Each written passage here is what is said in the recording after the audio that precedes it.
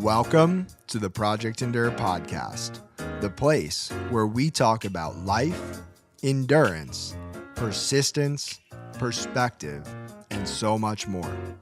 I'm Joe Rinaldi, and I'll be your host. Let's jump in. Before we get started, let me ask you a question. Have you ever noticed that what you wear has the power to change how you feel? Project Endure apparel is designed to remind you that easy won't make you stronger, and that growth is an uncomfortable choice that we all have the privilege to make every day. Look good, feel good, and perform good. Head to the link in the show notes to shop Project Endure apparel and keep on doing hard things. Now, let's get to the episode. Welcome back to the Project Endure podcast, episode 211. We have myself, Joe Rinaldi, and also in Philadelphia, we have a very, very, very, very special guest, Nicole Dombrowski. Nicole, how are you? I'm great. How are you? I am so good. And I've been looking forward to this conversation since the first time that we really got to talk and I got to hear your story. And I'm going to let you introduce yourself here in a second. But for anyone listening, because I know sometimes people start podcasts and then they don't finish them, this is a podcast. This is a story worth listening to in its entirety. So with that being said, Nicole, if people don't know who you are and you were to introduce yourself, how would you do it? Well, hey everyone. I would say that obviously my name is Nicole Dombrowski. I am a 31-year-old mom of a 4-year-old autistic daughter. Mom is definitely my first and favorite name. I am an educator. I was a middle school teacher, elementary teacher, special ed teacher, principal. I was a college athlete. I was a CrossFit athlete. Now I'm kind of just a mix of all three of those things. So that's who I am. I like the beach. Yeah, that's me in a nutshell. And there's so much more that we're going to get into, right? Deeper layers. Oh yeah. And I was telling you before we hit record that when you told me your story, I was just in it. I was just captivated. I was hooked, right? I could listen to you talk forever. And I usually have a format to how I ask these questions. There's an order. And we're going to break that today because I think your story answers all of the questions. And so usually I'll ask people, what does the word endurance mean to you? And when I posed that to you before we hit record, you said, my story is endurance, right? Endurance is an action to me. That's my story. And so we're just going to hear your story. And I've got some points that I'll make sure we hit on. But if we were to just start from the beginning, and I was going to say, Nicole, tell us your story, where would we start? We would start at everyone's favorite grade and age, fifth grade. That awkward, like, am I an adult yet? Not at all, but I think I am. I would say that I was a quirky, overweight, really super tall fifth grader. I had the weird complexity of like I wanted to play basketball outside with the boys, but I also knew that wasn't cool. So like, still get me the pink lunchbox. I think that in fifth grade, you go through so many things developmentally, academically, socially. The way that I looked and felt kind of was a struggle for me too. So like that is definitely where I want to start because we talked about endurance, right? And my race starts at fifth grade. Um, I was bullied. Like I said, didn't really have an identity because I was all over the place, but I knew that I didn't belong in either group. I wasn't a tomboy and I wasn't girly enough. So that's really where this story starts. As I got into the older grades and I entered high school, I was like, yeah, now we're not doing that again. Like, let's scare people before we get scared. And in high school, I excelled at sports and I grew into my looks definitely as I got older. But I was really more fixated on the academic and athletic piece. I played every sport. I read, two books instead of one in the summer. Anything that you gave me, I was like, oh, let's do some more. Just to prove it to myself. And that's something that I really would love to accolade about myself is I work really hard. I might not be the best, but I work really hard. So high school comes and, I'm not there yet, right? I'm only on two teams. I'm only top 40 in the class. So it's like, all right, rev this up. And I realized that as my body dysmorphia, my binge eating, my trauma really kind of set in, my productivity and my perfectionism peaked. And Mm, it was like most kids were like, "Oh, I got drunk in the woods," or "I stole my mom's car." And I was like, "Nah, I read books and like did math problems for fun." So I was like the good girl drug. I used performance as a way to cope with things I didn't even know I was feeling. We're going through, right? Now we're yeah. on to college, Well, Nicole. before we go to college, Nicole, I just want Yeah. to highlight what you just said because it's something that on some level I relate to, and I'm sure people listening to this podcast relate to as well, which is there is a world where certain people perform more, they're more productive, they do more, they strive more, they reach more in order to cope with things that they may or may not even know that they're feeling or experiencing. And the kids that are, asking for help or in need of assistance, they're not always the ones who look like it, right? Because from the outside, you were crushing it, but Yeah. on the inside, as we'll hear more about here in a minute, you were maybe not crushing it on the Dude, I was inside. hollow. Like I was empty. No gas in the tank, which is crazy because on the outside of me, it was like all gas, no brakes. So it's like you're almost your own worst enemy because you can't even get your real feelings out because you have this whole other identity to like perform at because everyone's kind of expecting you to. Mm, So with that, like I'm glad that and I hope people can be like, "Oh man, yeah, me too," kind of or "Oh yeah, like that's why we're doing this, right? To make people feel like, yeah, you're a part of a crew. We get it." yeah. Um so yeah, that kind of revs up college, Nicole, and with, college sports and academics, the same thing happened. I was facing some serious mental health issues that my parents never talked about.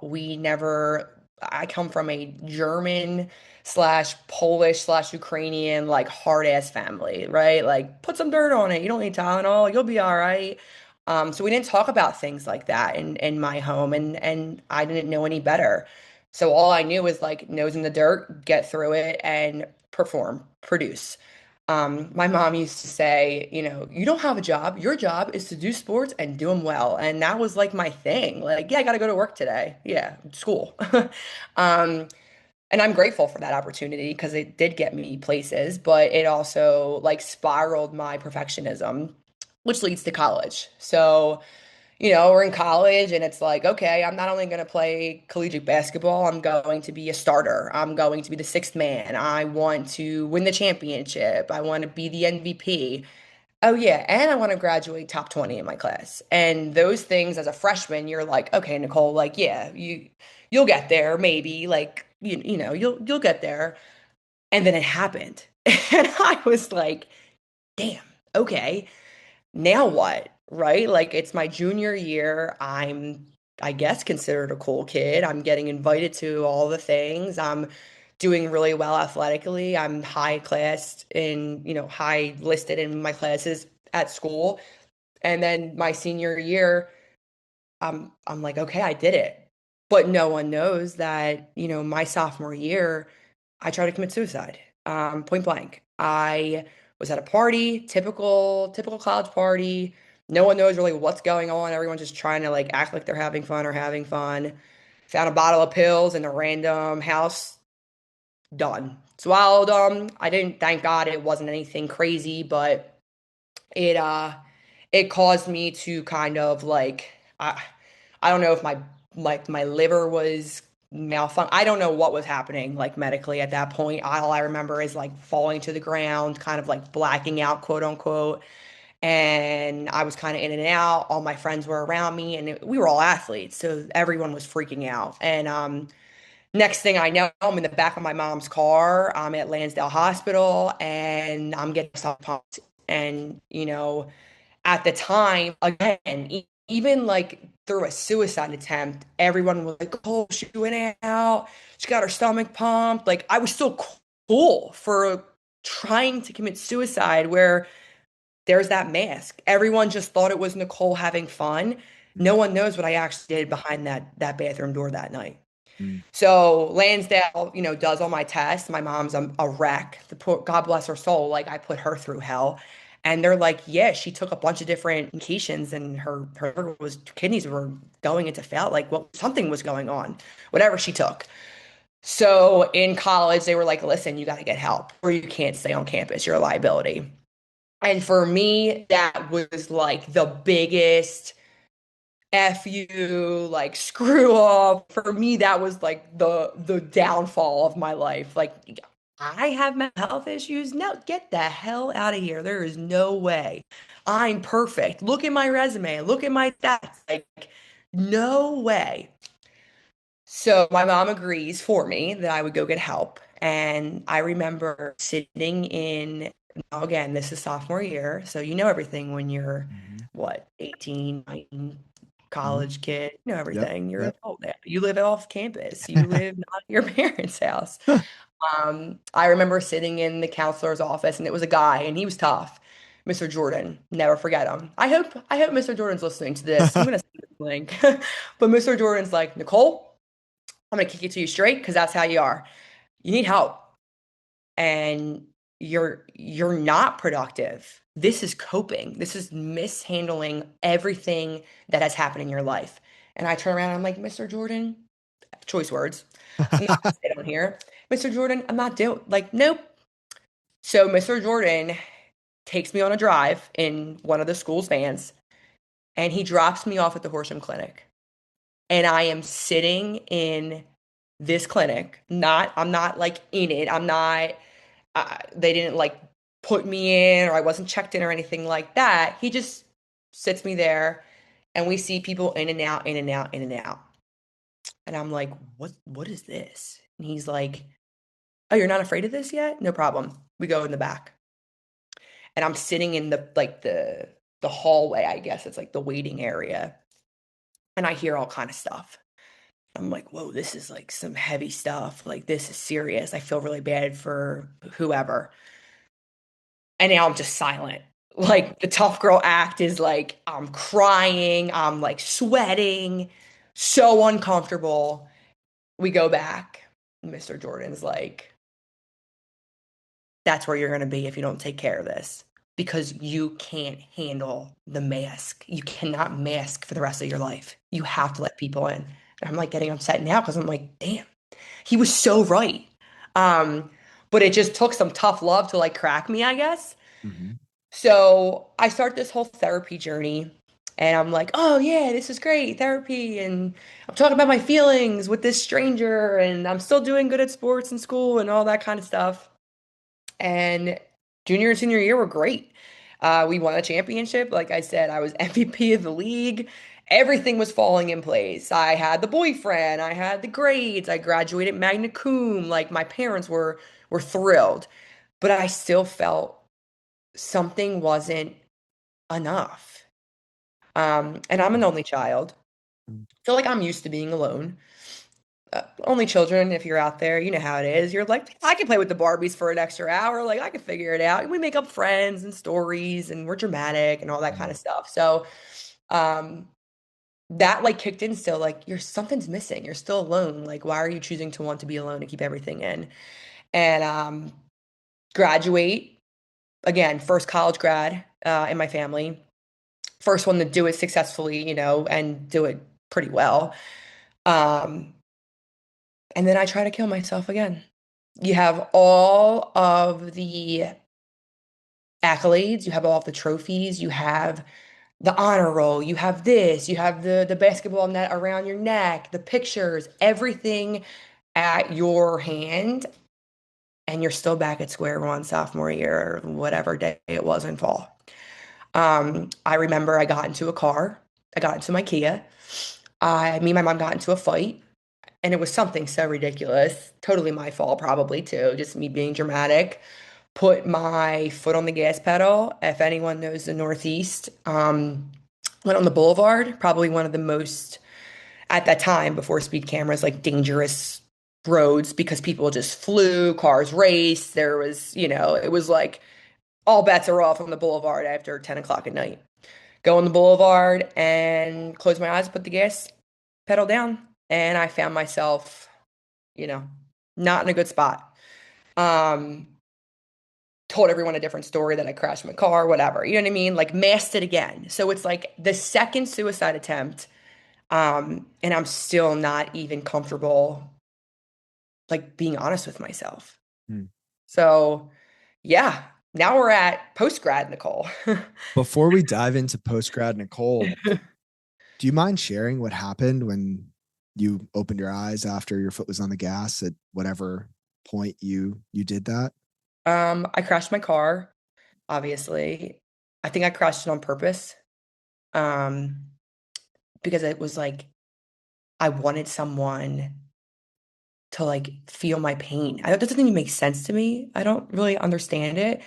But I think the adrenaline rush and the idea of like, I don't really want to do this. And I actually, I'm going to bring this up in a little bit, but I wrote a, I wrote a blurb in a book, based off of hard things and suicide that we'll talk about in a little bit too, right? But I wrote in the book like I didn't want to die. I just didn't want to feel how I felt anymore. And I think so many people can resonate with that. Like, I don't want to die. I love my life, but I can't handle whatever I'm experiencing at this point. And because I wasn't in counseling and therapy and I wasn't aware of how to cope, I, that was a cope, right? And that's exactly what Mr. Jordan was trying to prevent, like learning how to cope correctly. Driving in your car 1,000 miles an hour down the boulevard is not the way to cope with a bad day. um, so yeah, I think, like I said, walking through that, I don't really remember the first one or the second one. I just remember a lot of tears, a lot of headache, and my poor mom. Like that woman, God bless her soul. I'm going to say it 5,000 times. Woman was a saint because I put her through the ringer. But she was also my best friend, you know. Few and far between. We fought like sisters, but she was at the end of the day like she was my mom and my dad. I was more afraid of her, and she just was my girl. Yeah. So yeah, I think that's like the most I can give you about that experience, just Mhm. because it was so traumatizing for me that I really don't remember a lot of it. Yeah. Do you think at that point in your life you had the wake up call you needed, that something needed to change, or did that not happen at that point? 1000%. When I saw, and it wasn't because of the way that I felt, it was the reactions of my family, how I was treating my aunts and my cousins and my mom, like the people that I love the most, to see like the anguish um in them. It was like, girl, something is up. Like, let's get back to that word endurance. Like, you need to work now, right? Like when you're at mile 4 and you're like, whoa, this is getting a little tough. Same thing was with me and I put everything to sports because that's just how I like relayed information to my brain. Mhm. Um, so that's kind of, I think, why sports and working out is my coping now. That was my trigger of like, okay, we are not where we want to be, mentally, and we have Mm. to get there. And then that's when like the fire lit. And I was actually afraid to say this out loud. And I was actually just texting my friend before this, like, I don't know if I can tell him all the truth. Um, because it's an imperfect thing that I did, right? I went to an IOP, an Mhm. outpatient, and I checked myself in, and they were like, "No, no, no, hon, this is an outpatient. Like, you can't check yourself in." And I was like, "No, no, no, I've been here before. Check me in." Um, Oh. because I was just so self-determined to like get it together. Mm. Because I was tired of hurting myself, but I was tired of hurting the people that I loved. And I thought like, okay, if I'm not gonna do it for myself, because I still had that weird complex in my own mind, do it for my mom, do it for my Mhm. aunt, like do it for my cousins, do it for anyone who loves me unconditionally. And let me tell you, the perfectionism kicked in gear. they like gave me gold medals for being like perfect attendance. I went to um I went to Onward Behavioral Health for 4.5 months every single day. Mm. I went 6 o'clock in the morning till 9 a.m. every single day. I woke up with the sun, had my little gratitude list, had my, my morning coffee, tea, whatever, and I put in the work. And I did. I was young too. I just Mm. graduated college. So everyone's like, "Oh, I'm gonna go buy a car. I'm gonna go move to Fish Town." I was like, "I'm gonna go to rehab, I guess." But I don't have a drug problem and I don't drink like that. So what is this called? Uh, I call it brain rehab. I went to brain Mm. rehab, mind rehab. You know what's really cool? First of all, I appreciate you sharing that. And Thanks. yeah, I appreciate you sharing everything and just being Thanks. so open. And I think maybe we'll get to this later, but the fact that there were seasons of your life, maybe long stretches of your life where you didn't want anybody to see the hurt or the imperfections or, the messiness. And now you're at a place where it makes sense. And maybe even in some ways you feel compelled to share them, I think is really special. Yeah. And the point I want to make is you spoke earlier about the perfectionism, the productivity, the earning the trophies and medals, et cetera. Like that was the coping strategy. And then in this season of your life, checking yourself into rehab, essentially, you used those skills that you had built as coping mechanisms for feelings and things you were processing. You took that and you applied it to something that was truly productive for your development and growth. And I think that's really special. Yeah, I think that it's crazy. You actually how we talked before, like what do you think the something that you chose was the hardest thing that you did? Mhm. I think it was that. Because it was like, dang, I know I'm not gonna be good at this and I'm gonna hate this, but you know what? I'm gonna do it. And it just gives me more grace, which we'll talk, in the next season of my life too, because there's quite more to the story. But um, I think it gave me grace, like everything, the endurance, right? We got to talk about that word a lot, which was what I have been so drawn to your whole thought, mindset, projects, everything like that. The endurance word of this was setting me up for for that 12 mile or the 24-mile run that I was going to have at this season of my life. And it was like, yeah, you know what? I am totally out of my comfort zone, but I now have more of a understanding, compassion, empathetic view on people who do have to go to rehab for like a sobriety or, mental health or anyone in that world that I always thought that, oh, that would never be me. Like I graduated top 20 in my class. Like now I feel like that was my like tunnel to get to that Mm. understanding of that world too, because they all fester. Yeah. Mental health is so real and it's just so it's sad that I feel like we're kind of in the closing age that we grew Mhm. up with this Yeah. idea of like you don't talk about those things. Yep. You don't talk about that and that makes you an imperfect person. You keep that behind closed doors. You don't bring that out at school. People will judge you. Like, what? Oh, you're not perfect? Yeah, no kidding. None of us are. So again, like I think that's where my work comes from, professionally. I want the messy kid. I want the eighth grader who's having, a terrible month, a terrible year. I want the kid that was transferred 4 times, who's fist fighting the teacher and everyone. Like I love the mess because I was the mess and I know exactly how they feel.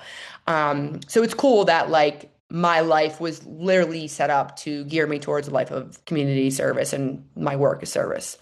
Yeah. That's so beautiful. And Thanks. just to tie this to another episode where someone said something that's coming back to mind, episode 111 of this podcast, so 100 episodes ago, it's crazy. Jordan Quinn, he said something to the effect of he always used to think that like his problems were with him, but like he'd just mentally go into the grocery store and just think his problems would just leave, the parking lot while he was in the grocery store avoiding them. But he realized at a certain point in life that when he was in the grocery store, his problems were doing push-ups in the parking lot waiting for him to get back. And I was like, yeah, they don't just go away, right? You've got to address them. Yeah. And I think that, like you said, we weren't raised in a generation where it was cool or popular or accepted to be open and honest about the imperfect messiness of what we were struggling with. And I hope that conversations like this can make other people feel a little bit more willing and able to open up about their own struggles because it's so important. Yeah, and I have to say, like, again, I don't know how much we talked about the after effect of like our thing that we did with the kids. I don't know if you want to explain that more, but having that little like blurb, that 20-15 minutes of you and the podcasting and being authentic actually led us into my students and I a really good conversation about like being honest with ourselves, checking in mental health, not being afraid to talk about it, seek help. And it was like, I wish, and I'm getting the chills because it's like, Oh, I wish I had that in fifth or sixth grade, or in ninth grade, or in 11th grade, or even in college. Like, I think, we're doing really good work collectively as just a world to not just expose the mental health, but be like, hey, it's okay. Ask for help. Like, we have resources. So from what we've had and what we've learned to what they have now, I'm like, dang, this is so cool to see. Um, just because I know it'll help so many kids, and it just makes me feel like this conversation we're having right now, even if it touches one person, or shit, if it touches my daughter 22 years down the road, like I did my job. I helped somebody. I made someone feel not alone. yeah. I Yeah. think that is what it's all about. And, we'll keep going through your story because you're right. There is a lot more to it. So we're at post grad now, Whew. and take us forward. Cause the heaviness doesn't stop. Unfortunately, no, the endurance just gets a little deeper. Uh-huh. Um, so God, post grad, I'm saving the world. I'm a fresh new teacher. I'm changing the world one day at a time. That's like the first 3 years, and I'm like, ooh, okay, let's speed it up a little bit. So I start with like a very cookie cutter third grade classroom, cutesy, artsy, great. And then I'm like, this is great, but this is not doing it for me. So I change my school and I go into like an inner city, more gritty, harder child to reach type of environment. And now I'm in the work. I'm in fifth, sixth grade. I'm a dean sometimes. I'm science. So like, no offense, science people out there, but science is not great for everyone. And it was a really hard subject. It was like a really hard subject to teach. Because how am I supposed to teach like, stratospheres and all these other crazy atomic equations and nonsense when like you can't see it, right? Mhm. So I wanted more and I surely was like, oh, I got more. But that's where like I saw the work being done and I was like, okay, this is what I want to do. This is my life. Like this is hard, Mhm. but this is fulfilling. Yeah. So I'm teaching now, let's say 6-ish years. And I'm like, this isn't enough again. I want more involvement in the school. I want leadership. I want to really help these problematic kids that are getting taken out of my classroom. Because there were some kids who just couldn't handle being in a general ed classroom. Long story short, I come across a networking opportunity. I'm actually in a CrossFit gym, and there's a guy who I'm kind of talking to just about my experiences with teaching. He has experience in education, and he's like, "I think you would be a great principal." I'm like, "Dude, what? I am 26 years old. No way." And he is like, "I'm telling you, there's just something about you, Mm. kid." And I let it sit for a little bit. I'm like, no way. Now it's in the back of my head, and that fire is like, ooh, principal. So I look into it, and he's like, listen, I'll let you do it, but you got to do it, and it's going to be really hard, and you're probably not going to be able to get it all done. Mm. Not in like a time frame of, hey, here's a year, do all the education, get the degree, and then come be a principal. So I'm like, nah, dude, I think I can do it. And he took a chance on me. He hired me. I was an active administrator. I worked out some stuff and put my nose to the ground, and we changed careers, went to a new school, started a new post grad program, and then I see 360 hours of practicum, and I'm like, okay, let's get it done. Um, and we chipped away at it. And, over that couple of years within that school, I got the degree and I did it. And again, I'm like, holy crap, I can't believe that I did it. Like that was something for me positive. I actually saw it, went through it, worked through it, and because I was getting counseling, mental health services, I could appreciate the production in a positive way, not a I'm running from my trauma way. So it was like super cool to finally get that degree, pass those tests, do those hours of work, and feel accomplished because of the work, not because of the trauma. I I want to hear more about that. I also want to hear more of the story because there's more that comes after that. But Mhm. one question in this moment that comes up for me is what was it through the counseling, the therapy, the conversations that helped unlock that realization for you that you could find fulfillment in the work, in the process, etc., and not just in the outcome? I think it was just someone objectively being like, hey, it's okay. Like, Mm. it's gonna suck. You're gonna have hard days and it's all right. And you can do you do hard things. Like Yeah.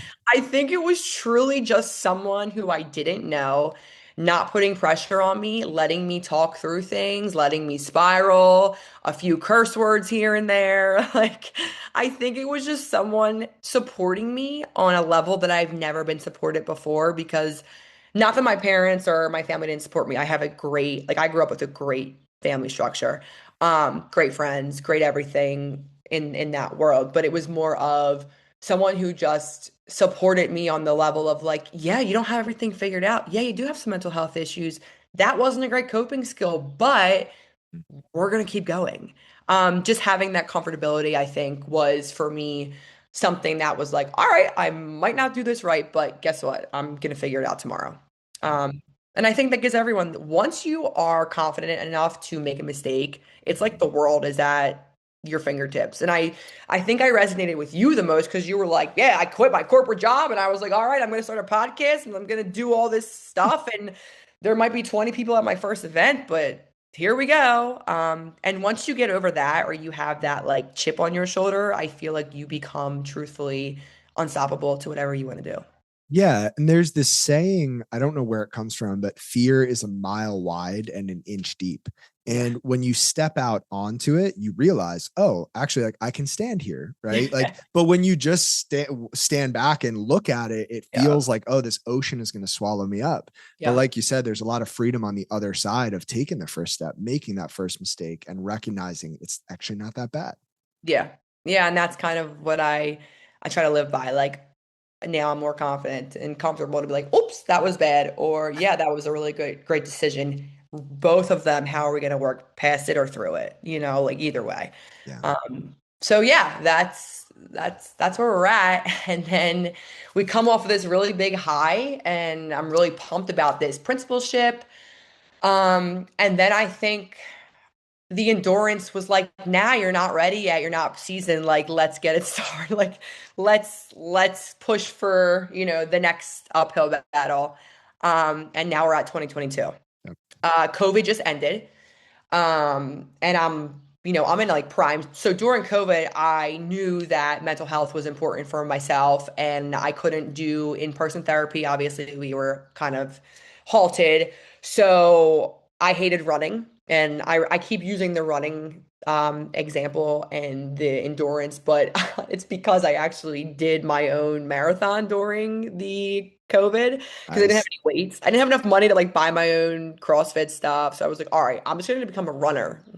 If you know me, anyone that was on my basketball, like I was always dead last. I hated running. I complained about it, like always the butt of a joke when it came to running. So I turned myself into a runner. Again, 12 miles for me is like, whoa. Yeah. So over the course of COVID, I did it. 12 miles, ran it, and then COVID ended and I was like, yeah, I'm never doing that again. But it was definitely a good thing. So long story short, COVID ends, back to reality. Um, my mom turned 60 and we've never, like I said, me and my mom we're like best friends, two peas in the pod. We're very similar, which is probably why we were water and oil. Mm. She turned 60, and I'm like, okay, we have to do something for my mom. She is if you knew my mom, and anyone who's listening that knows my mom, she was hysterical. Mm. Like, she called, kind of like me, call it what it was. She was vulgarly blunt, but she was the most loving, like, just that person, to every single person in the literally in the world. We used to have like open door policy at my house, and she'd have like popsicles, Fanta soda, snacks, and it was like the neighborhood fridge. And people would just go down there. I'd be like, "Yo, dude, that's the last blue popsicle." Didn't even know this kid, but he was like in my basement getting a popsicle for my mom. Um, she was just like that lady. She gave every single thing to everyone else, to everyone else, but never gave to herself. So I'm Mm. like, we are throwing her a surprise 60th. Like, something, now she didn't drink, she wasn't a part, like she wasn't, attention on her. So I'm like, all right, let's do something fun. So we did this board and brush thing, threw a big party. And at the party, everyone was kind of looking at me like, what's going on? And I was even like, all right, mom, like what's going on? It was a weird, eerie day, but there was so much love because she was so excited. But anyone that knew her knew that something wasn't right. Um, my mom's party was Sunday. My mom was hospitalized Thursday, and my mom passed away 2 days after the hospitalization. Um, my mom battled silently for God knows how many months, a pretty aggressive lymphoma cancer that was undetected because of, the whole COVID outburst. So during COVID, she must have, it must have spiked or peaked, or I'm not really even sure medically. That's not my field, but the cancer essentially like took over her body. And because doctors and appointments weren't as often, I guess they missed something in her blood tests. She had some other underlying things, but nothing crazy. She also worked like night shift. She worked a graveyard shift because she's just a product of her environment, and she was the toughest, like the toughest woman I've ever met. So she was like, "Oh, I can do it." I'm like, "Mom, you're 60 years old. You don't have to do that." But she was a force of her own. So we just thought like fatigue, getting older, all the things that happen when you Yeah. age, and it took her out. It really did. My whole family was flipped. Like, I no one had a single clue. And that Thursday to Saturday, Sunday, I don't even remember what day it was, but those 3 days of like just mass confusion and whatever, it was by far one of the hardest things that I've ever gone through.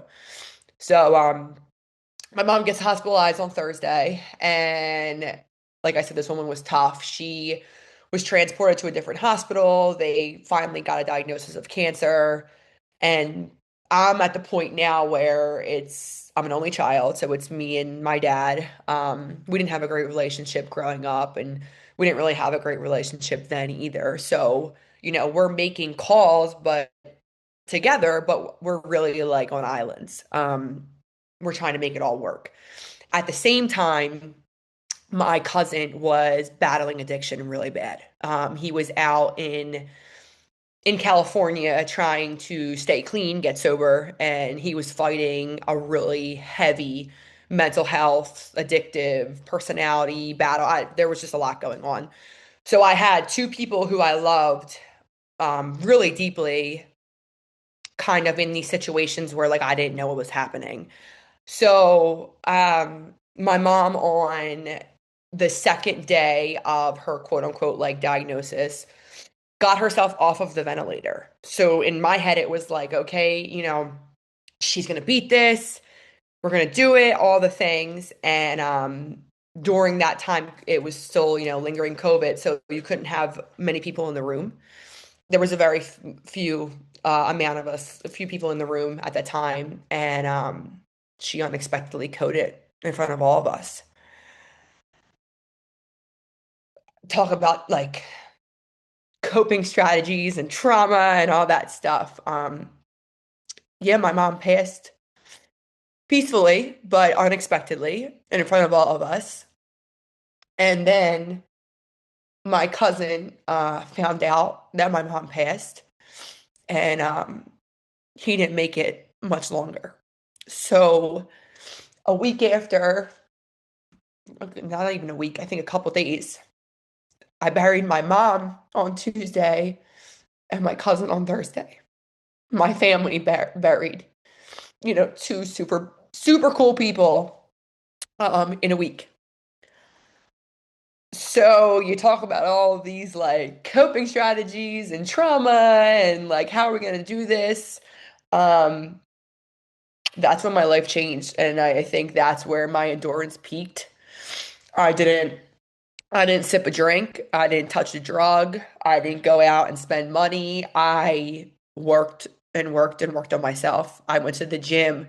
I went out for walks. I prayed, and I was not happy with God, right? Like my faith was definitely tested during that time, but I knew because of the prior things that I've gone through, we are not doing that.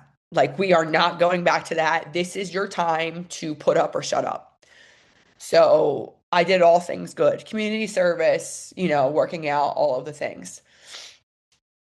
Speed it up 30 days later, the day, which is like, this is like crazy to me, that I am episode 211. And you referred 111.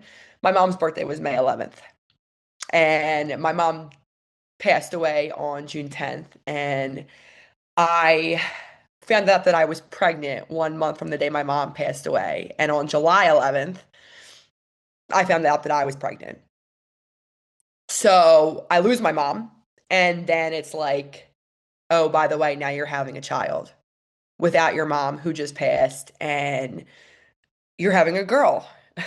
So it's like, whoa. Um, and there's a reason, again, this endurance, there's a reason why I've gone through all these things and I prepped myself to cope the right way. Because if I didn't cope the right way, God only knows, right? So that month of like being in between, I'm just really grateful that I was disciplined enough to do the right things and go through hard things, but the right way. Mm. So now I'm in mom mode, and now I'm like, okay, this is the next season of my life. My daughter's name is Lisa May. My mom's name was Lisa, and my mom's birthday was May 11th. So I combined the two. Um, yeah, and she is, I believe in full circle. Like I do believe in on all of those higher power things. And sometimes the way that my daughter looks at me, I'm like, oh my God, she's back. Like she never left. Oh. You know? Um, yeah, so that was pretty traumatizing for me. Um, Mm. definitely, again, anyone who's gone through the loss of a parent, I give you so much credit, but the loss of a mom, especially, there's just no hurt. There's no hurt like the loss of your mom. And it doesn't matter how old you are, it doesn't matter relationship or not. It's just that physical bond. I don't know how to explain it, but um, you know, anyone who's in that position, I really hope that if you need someone, you reach out to me because I love talking to we joke around because we're nuts, but there's a few of my friends who have lost parents and we're like, yeah, we're in the dead parent club. And it's like, oh my God, did you just say that out loud? But until you're initiated, you don't get it. You know what I Mm. mean? It's like one of those laugh because if you don't laugh, you're gonna cry. But yeah, that's something that I think was probably one of the hardest seasons of my life by far. I can't even imagine. And I'm sure we'll hit on this a little bit more, but that full circleness of, your mom passing, your daughter being born, feeling like your mom's presence is there with you through your daughter. And I know being a parent can't be easy to begin with. Would you like to share a little bit more about your daughter? Yeah, Lisa May is the coolest, quirkiest 4-year-old that I know. She's got crazy curly hair, and we were just recently diagnosed with autism. So it's a lot. It also, like I've said before, giving me the empathy to people in that rehab or sober lifestyle, or just changing their life for with healthier ways, right? Yeah. I am now in a new season of having so much like pride to be part of the autistic community. Mm, These parents, these resources, these people, like this is, I truly believe it's like God's work, because it is hard. There's all different forms, right? It's a spectrum. So there's highs and lows, and just the community that I have seen and been with and just have gotten to like conversate with is, it's a special group of people. And I say, I say this like, I wish I could be the plug for them. Like I wish I could advertise for them, but the autistic community is probably my favorite group to be a part of. oh, Yeah. that's amazing. Yeah. You know, I'm sure there's so much we could talk about there, and Yeah. maybe we will at some point, but I know there's even more to all of this, right? It doesn't get easier necessarily from No. here. And so take us forward from your daughter. Yeah, so uphill, we're uphill. Daughter is born and everything is great. I'm learning how to be a mom, but also be a mom without my mom. I'm not going to sit here and sugarcoat like it was all easy peasy. There were days where I cried, I cried, and I can't do this, and I had self-doubt. And again, it's just the continuing to remind yourself, I can do hard things. I can get through this. This is temporary. Use positive reinforcement, and just wake up, be grateful. Even if you're grateful that you have ice in the ice tray, like as long as you have one thing going, then you're doing okay. Mm, So, life gets easier. And actually, I take that back. I wouldn't say that life got easier. I think learning to cope with things just got more realistic, right? mm, Life goes on. I'm in this position now professionally where I'm running a school, I'm critically thinking. I'm going through the motions now. I'm back into the gym. My daughter is older. We're all doing well. I get into a relationship because that's what you do, right? When you're when you feel like you're better and you're ready to um start a new chapter of your life. And I get into a pretty serious relationship. It didn't start serious, just there was definitely some red flags at the beginning that I kind of overlooked. I think because I was going through so much, just being a mom, being an educator, being in a high stress environment, that I didn't really see things as abusive. No, that's not that. That's this. And then your mind plays tricks on you. mhm, And I think most women can relate to that we make scenarios up in our head for men rather than seeing what they are. mm, And I think this is where we're at with endurance. We're at that, okay, we went through a really big peak. We came down, it got easier, but we're gonna peak again. Um, 2 years later, right? So we're 22, we're at like 24, 2024. I'm in a relationship for almost a year and a half. This is someone who is pretty tied up within my community professionally, personally. So it's definitely one of those situations where if you're dating someone outwardly, a lot of people know about it.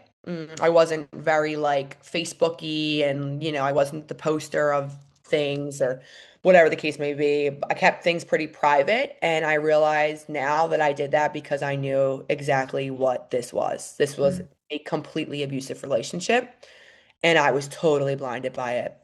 Um, it was secretly abusive, and I think I made a lot of mistakes on purpose.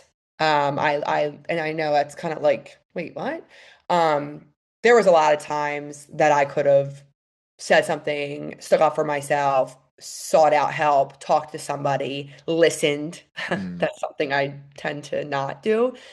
And I didn't. And anyone that is mooch, like really, oh my God, when she talked, I was like trying, I'm like, there's a camera, please don't cry, please don't cry. When she talked at that event, I was like, damn, she gets it. She gets it.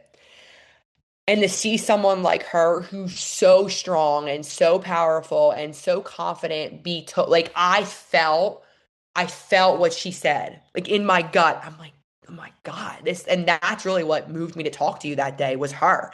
Mm, Just to see her be so authentically herself. I was like, dang. So this just didn't happen to me. Like I thought I was just the unlucky one that picked the wrong guy, right? mm, This happens a lot to women, and we don't, as women, we don't, I don't know if it's we don't value ourselves, we don't think we deserve enough, but I knew now I didn't think I deserved better. So I settled for what I got. mm, And you're probably like, well, what did you get? Come on, get on with it. The abuse was very emotional. It was very the lies and the manipulating and the gaslighting, all the good things that women talk about on Instagram, right? It got to the point where it was a night out, not good, not good intentions on one side. We went out. There were drinks that had been had. Not really a drinker as it is, but again, when you aren't in the right mindset, you don't make great decisions. Long story short, I went home with someone with the person I was with, who was driving the vehicle, and I kick myself every day. That's like the number one thing we learn as kids, right? Do not mm, get in a car. Uber, do not. mhm, I'm just very glad that I wasn't driving or anything like that. I put myself in a bad situation. We got into an argument. It turned pretty violent pretty quickly. It was outside of my home. Thank God no one was around. In my own home. Uh, thank God people were around because they quite literally saved my life. Got into a pretty gnarly fight, verbally with this person. Went to get out of the car because I just couldn't handle it anymore. And as I get out of the car takes off and I'm not fully out of the car. Leg gets pinned, and I was drugged.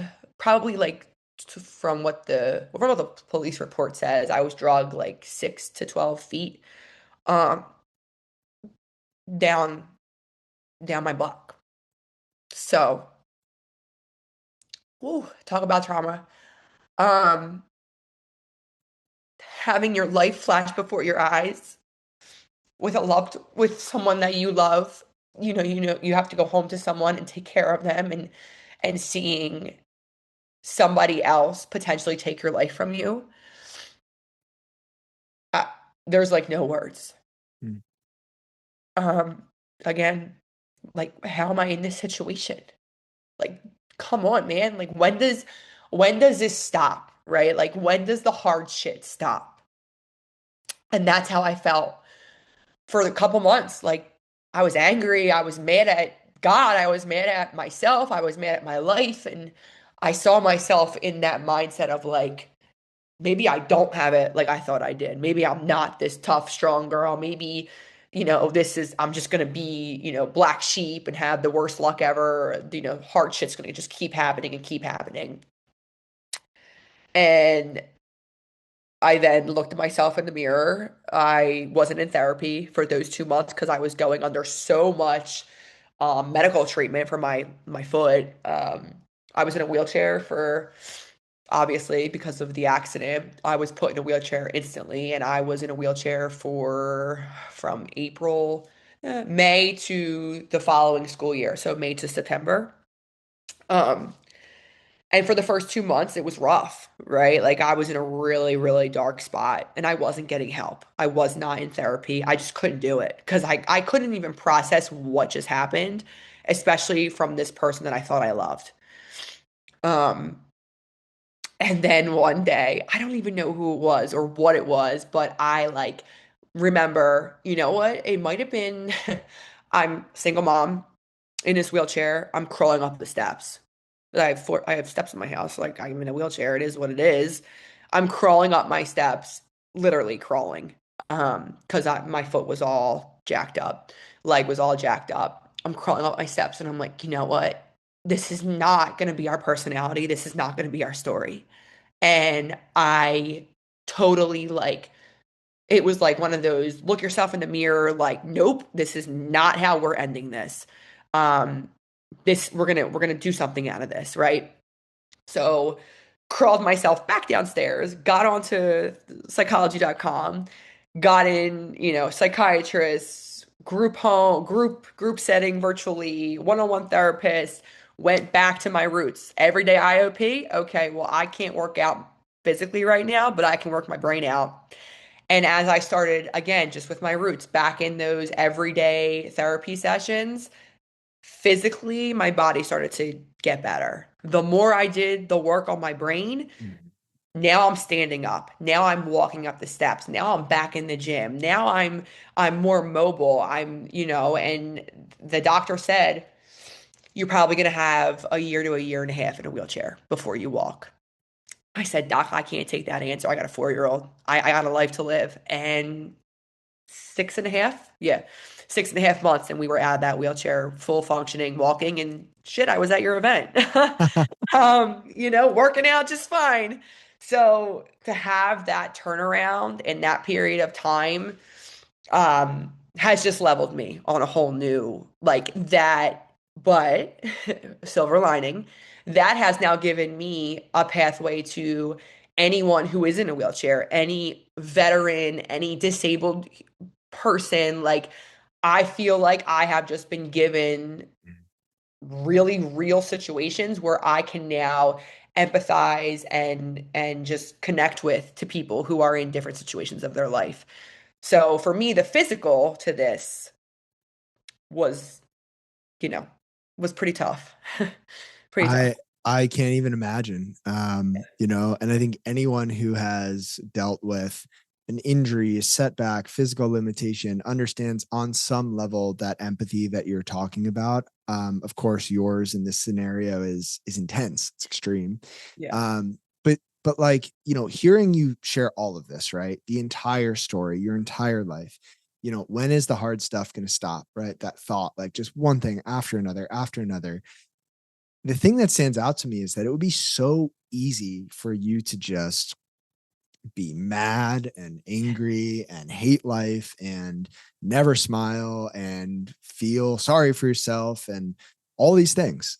But that doesn't seem to be you. You seem to be happy. You seem to love life. You seem to be grateful. And I want to know how that's possible.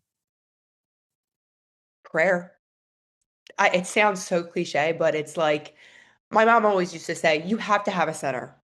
And the way that I do that is like finding the center when everything is uncentered.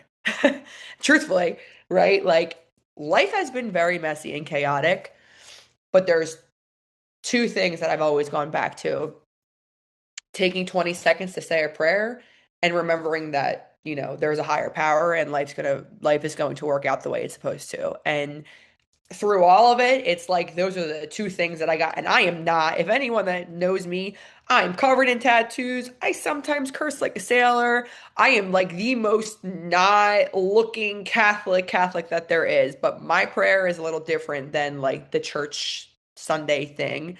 Um, it's just really being mindful, truthfully, of what I have, and, connecting with people like you, doing things like this, having people reach out to me, meeting Mooch, meeting this person, connecting with that person, the children that I see. Like, you aren't going to be given prayers. You have to find them, right? And I don't mean like, yeah, there's, I know I'm getting like holy and stuff, but there's prayers that you say, or there's things that you read. No, no, no. My prayers aren't like that. It's people, it's nature, Mm. it's the things that I wake up and I'm like, wow, that sunset was so cool, or that, waffles and ice cream was slamming. Like, those are the things that I'm like, yeah, that's what makes it. That's why I'm happy. And I think when you have a mindset like that, what else you got for me, God? What else you got for me, life? Like, I'm gonna figure it out. And having that chip now has really helped me grow, not just as a professional, but as a mom, as a friend, as a family member, as a partner. Like, there are just so many things that I'm I am not sad or regret it. Like, there's no anger here for what I went through. There isn't, because I know that this story, my experiences, is going to help either one person or a group of people at some point of time. Mhm. And right now, that group is those fifth, sixth, seventh, and eighth graders. Oh, So it's really cool. that is so cool. Yeah. And just a couple things. I know you've referenced Mooch a few times. For people listening who have no idea who Mooch is, Sorry. no, no, and that's fine. Mooch is amazing. She's one of the Mhm. coolest people I know.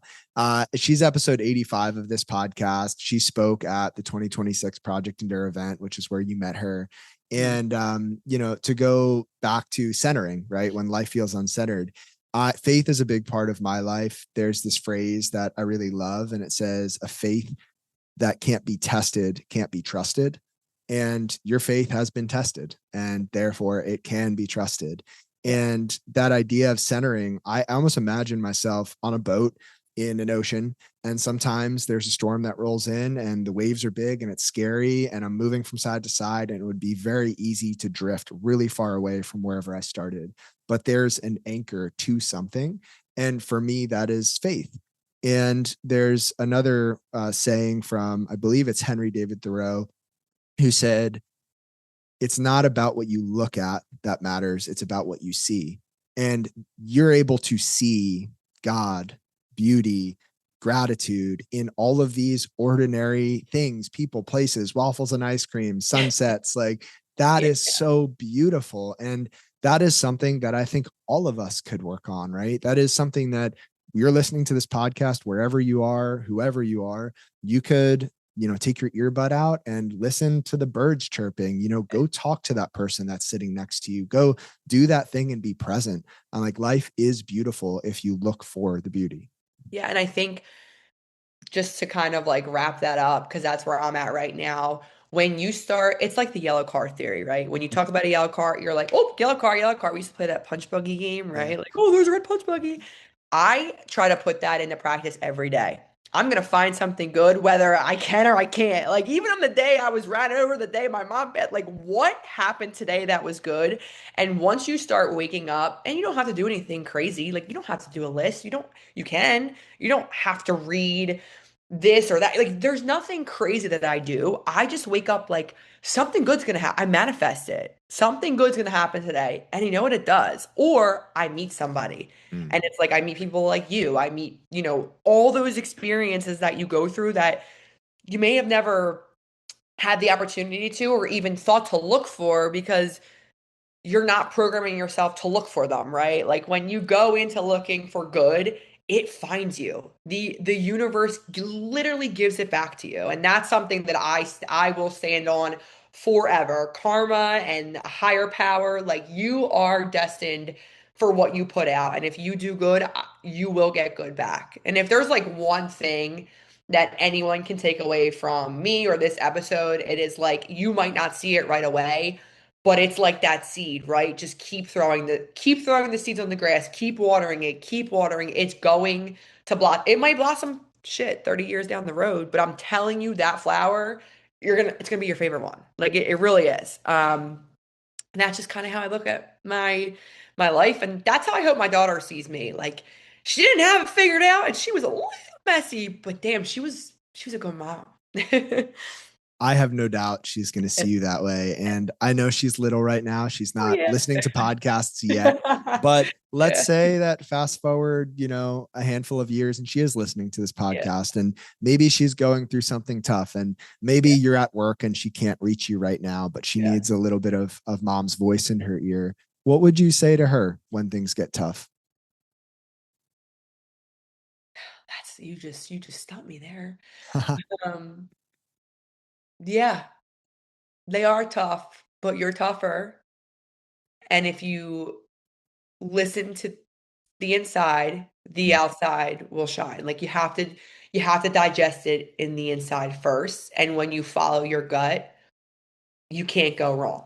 Like you can't. You have to believe and trust in yourself to get you to where you are. And you're I think all of us, we all have grounding. We all have this internal right and wrong. Like you do. And when you truly like buy into that with yourself, you start to see it come back to you. And I think that's the coolest part for me. Like I was so remember if we follow this timeline, the college version of Nicole was like, this is so dumb. You guys are so weird, manifest. Like, I was so against the whole be about yourself, spirituality. And now it's like, yeah, let me go out and put something out in the world because I know, and I'm not just doing it because I want to get it back. It's Mhm. because it's who I am, and you once you buy into that, it's who you become. And I can truthfully say at 31, I love this version of me. I really do. And I can't believe I'm saying that out loud on a podcast when I was afraid to put my name in a book because I was afraid people would know that I was the girl who struggled or whatever. So it's like so cool to see, a couple years down the road and it's like here we are. I think that that is such a perfect full circle moment for this podcast. And you are so strong. And I am so grateful that our paths crossed. And just a quick, hilarious in my mind side note, do you want to share the reason that you were at the Project Endure event? Ah, I knew you were gonna do it. Yeah, prior to my relationship that I'm in now and all that stuff, maybe or may not have went on a date with somebody who was connected to Project Endure. It was a first date, so it was super awkward, like you know how they are. And this guy was like, "Wow, you really need to meet Joe." And I'm like, what? I'm on a date and you're setting me up with another guy? And he's like, no, you really need to check this out. And I sat on it, looked into it. And Mm. actually, the day of your event, I was like, I am not going. That is so weird. I don't remember. I didn't know a single person, kind of just sat there like, okay. And then we had to stare at people. Mhm. And I was like, yup, this is me. This is it. I heard Sam speak. I'm like, yup, this is definitely where I need to be. So now I'm like, ooh, when are these retreats? Let's do more hard stuff. I'm so into it. Like this is an awesome community and I'm just glad that you gave me the opportunity not only to be a part of that, but to be a part of this too because again, who you surround yourself with is who you become and I am like just so again, put it in the universe. There was a reason I was supposed to go on that date, and Yep. that's where I got and it all worked out. So I'm excited to see next year. And if you haven't, like, I don't know if I'm allowed to say that, but if you Um, haven't gone to any of your stuff or you don't follow the Instagram, like those your morning messages, oh. your cup of Joes, dude, it's like in my brain now. I have like a routine, right? And I don't even get out of bed. And I'm like, hey, let's read it. And I might not like them all, but I read them 100%. 100%, I do. So just when Oh. you think like those little things people don't notice, I share them now. I'm like sharing them with my boyfriend and sharing them with my family. And I'm like, this is a good one. I love it. And I am so happy that you're part of the tribe. And Yeah. there's so much more good stuff that's going to come down the road. And for now, this was incredible. And I know that it's impacted people who've listened. And I'm sure there's someone out there who is thinking, I want to learn more about Nicole. I want to talk to Nicole. Yeah. Where's the best place for someone to reach out and say hi or thank you? Honestly, I think social media is the easiest. It's my first of all, my email is like way too long. It's so annoying that because I got hacked. But definitely my social media is my Instagram.